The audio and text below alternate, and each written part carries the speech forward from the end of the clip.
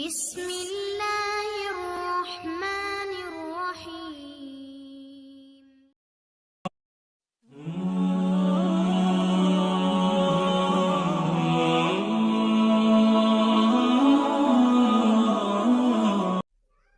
اللہ تعالیٰ نے اس دنیا میں بے شمار مخلوقات پیدا کی ہیں، اور ہر ایک مخلوق کو پیدا کرنے کے پیچھے کوئی نہ کوئی خاص حکمت ضرور ہوتی ہے۔ ان تمام جانداروں میں سے ایک جاندار ایسا بھی ہے جس کے بارے میں نہ صرف اسلام بلکہ دوسرے مذاہب میں بھی اس جاندار کا شمار ناپاک اور غلیظ جانوروں کے طور پر کیا جاتا ہے۔ یہ جانور سور کھلاتا ہے اور اس کو خنزیر بھی کہا جاتا ہے۔ آج کی اس ویڈیو میں ہم آپ کو بتائیں گے کہ خنزیر اسلام میں حرام کیوں ہے۔ اللہ تعالیٰ نے کوئی بھی چیز اس دنیا میں بے مقصد نہیں بنائی ہے۔ ہر چیز بنانے کے پیچھے کوئی نہ کوئی حکمت ضرور ہے، لیکن اس کا مقصد یہ بھی نہیں ہے کہ تمام چیزوں یا جانداروں کو کھایا جائے، مثلاً گدھا، کتا، گھوڑا اور زیبرا وغیرہ۔ اب سوال یہ آتا ہے کہ اللہ تعالیٰ نے خنزیر کو خود پیدا فرمایا ہے تو اس کو حرام کیوں قرار دیا گیا ہے؟ اس کے پیچھے اللہ تعالیٰ کی کون سی حکمت پوشیدہ ہے؟ خنزیر انتہائی غلیظ اور سست ترین جانور ہے۔ یہ نباتاتی چیزیں، جانور، مردار اور گندگی کھاتا ہے، اور صرف اتنا ہی نہیں، یہ گندگی کے ساتھ دیگر حیوانات کی گندگی بھی کھاتا ہے۔ اللہ تعالیٰ نے قرآن میں بھی خنزیر کے بارے میں فرمایا ہے۔ قرآن میں اللہ تعالیٰ نے اس کا نام لے کر اس کو حرام قرار دیا ہے اور اس کا گوشت کھانے سے منع فرمایا ہے، اور کسی جانور کا نام لے کر اس کو حرام قرار نہیں دیا گیا سوائے خنزیر کے۔ ہم سب مسلمان جانتے ہیں کہ اسلام میں خنزیر حرام ہے اور اس کا گوشت بھی حرام ہے، اور اس کے حرام ہونے کی وجہ یہ ہے کہ یہ ایک ناپاک جانور ہے۔ حضرت نوح علیہ السلام سے لے کر حضرت محمد صلی اللہ علیہ وسلم تک تمام انبیاء خنزیر کو حرام ٹھہراتے رہے ہیں، یہاں تک کہ حضرت عیسیٰ علیہ السلام جب نازل ہوئے تو وہ بھی اس کو قتل کریں گے، اور ایسے پلید جانور کا گوشت روح اور جسم کو بھی پلید کر دے گا۔ اب اس کے حرام ہونے کی بڑی وجہ یہ بھی ہے کہ اس کے اندر بری خصلتیں پائی جاتی ہیں، اور دوسرے جانوروں جیسے گائے اور بکریوں میں ایسی کوئی غلیظ خصلتیں نہیں پائی جاتی، اور نہ وہ گندگی کھاتے ہیں، اس لیے وہ حلال ہیں۔ خنزیر انسانوں میں بہت سی بیماریاں منتقل کرنے کا سبب بھی بنتا ہے۔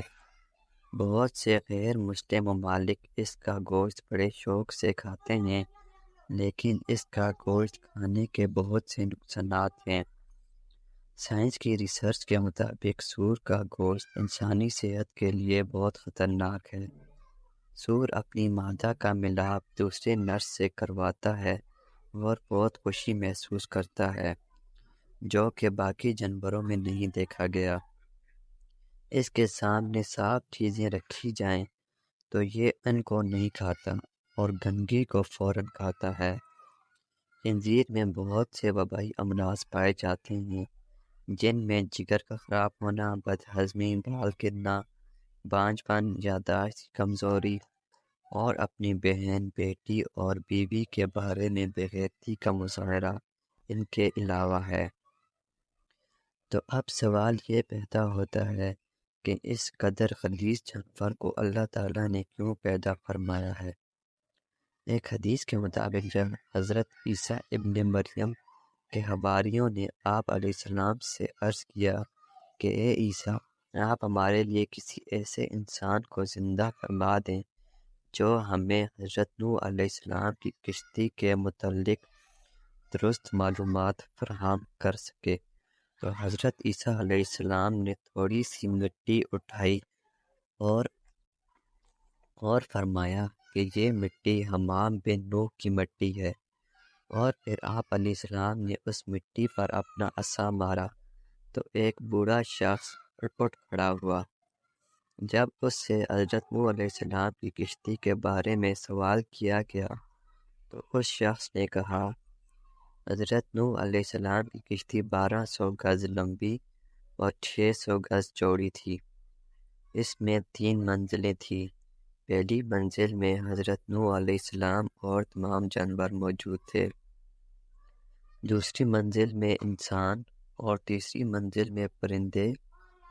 جانوروں کی غلاظت کی وجہ سے کشتی میں گندگی پھیل گئی اور بدبو اٹھنے لگی، جس کی وجہ سے حضرت نوح علیہ السلام بڑے پریشان ہوئے اور اللہ تعالیٰ سے دعا فرمائی۔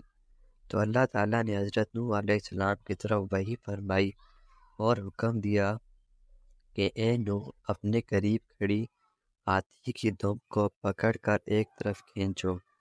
پھر حضرت نوح علیہ السلام نے ہاتھی کی دم کو پکڑ کر جھٹکا دیا تو اس سے 2 جانور نکلے جو کہ خنزیر اور مادہ تھے۔ یہ دونوں فوراً جانوروں کی پھیلائی ہوئی غلاظت کی طرف لپکے اور چند ہی لمحوں میں ساری گندگی چٹ کر گئے۔ ان دونوں خنزیروں کی جوڑی سے ہی ان کی نسل آگے بڑھی۔